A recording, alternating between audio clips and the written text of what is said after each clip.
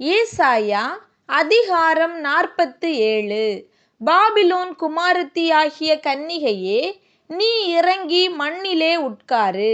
கல்தேயரின் குமாரத்தியே, தரையிலே உட்காரு. உனக்கு சிங்காசனமில்லை. நீ செருக்குக்காரியும் சுக செல்வியும் என்று இனி அழைக்கப்படுவதில்லை. இயந்திரத்தை எடுத்து மாவரை, உன் முக்காட்டை நீக்கிவிடு. வெறுங்காலும் அம்மண தொடையுமாய் ஆறுகளை கடந்து போ. உன் நிர்வாணம் வெளிப்படும், உன் லெட்சை காணப்படும். நான் ஒருவனையும் பாராமல் நீதியை சரி கட்டுவேன். எங்கள் மீட்பருடைய நாமம் இஸ்ரவேலின் பரிசுத்தராகிய சேனைகளுடைய கர்த்தர் என்பது. கல்தேயரின் குமாரத்தியே, நீ அந்தகாரத்துக்குள் பிரவேசித்து மௌனமாய் உட்காரு. இனி நீ ராஜ்யங்களின் நாயகி என்று அழைக்கப்படுவதில்லை. நான் என் ஜனத்தின் மேல் கடுங்கோபமடைந்து என் சுதந்திரத்தை பரிசுத்த குலைச்சலாக்கி அவர்களை உன் கையில் ஒப்புக்கொடுத்தேன்.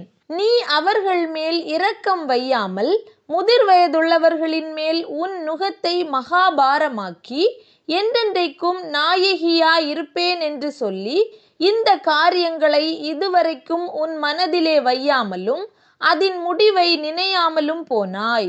இப்பொழுதும் சுக செல்வியே, விசாரமில்லாமல் வாழ்கிறவளே, நான் தான், என்னை தவிர ஒருவரும் இல்லை.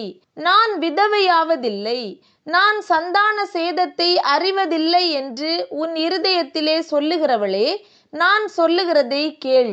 சந்தான சேதமும் விதவை இருப்பும் ஆகிய இவ்விரண்டும் உனக்கு சடுதியாக ஒரே நாளில் வரும்.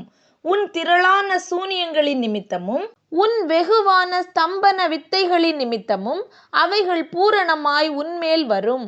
உன் துன்மார்க்கத்திலே நீ திட நம்பிக்கையாயிருந்து என்னை பார்க்கிறவர் ஒருவரும் இல்லை என்றாய். உன் ஞானமும் உன் அறிவுமே உன்னை கெடுத்தது. நான் தான், என்னை தவிர ஒருவரும் இல்லை என்று உன் இருதயத்தில் எண்ணினாய். ஆகையால் தீங்கு உன்மேல் வரும். அது எங்கே இருந்து உதித்ததென்று நீ அறியாய். விக்கினம் உன்மேல் வரும், நீ அதை நிவிர்த்தியாக்க மாட்டாய். நீ அறியாதபடிக்கு சடுதியாய் உண்டாகும் பால்கடிப்பு உன்மேல் வரும். நீ உன் சிறு வயது முதல் பிரயாசப்பட்டு பழகி வருகிற உன் ஸ்தம்பன வித்தைகளையும் உன் திரளான சூனியங்களையும் நீ அனுசரித்து நில். அவைகளால் உனக்கு பிரயோஜனம் உண்டோ? பலன் உண்டோ? பார்ப்போம். உன் திரளான யோசனைகளினால் நீ இளைத்து போனாய். இப்பொழுதும் ஜோசியரும் நட்சத்திரம் பார்க்கிறவர்களும் அமாவாசி கணிக்கிறவர்களும் எழும்பி உனக்கு நேரிடுகிறவைகளுக்கு உன்னை விலக்கி இரட்சிக்கட்டும். இதோ, அவர்கள் தாளடியைப் போல இருப்பார்கள். நெருப்பு அவர்களை சுட்டெரிக்கும். அவர்கள் தங்கள் பிராணனை அக்கினி ஜுவாலையினின்று விடுவிப்பதில்லை. அது குளிர் காயத்தக்க தழலும் அல்ல, எதிரே உட்காரத்தக்க அடுப்பும் அல்ல. உன் சிறு வயது முதல் நீ பிரயாசப்பட்டு எவர்களுடன் வியாபாரம் பண்ணினாயோ அவர்களும் அப்படியே இருப்பார்கள். அவரவர் தங்கள் போக்கிலே போய் அலைவார்கள். உன்னை இரட்சிப்பார் இல்லை.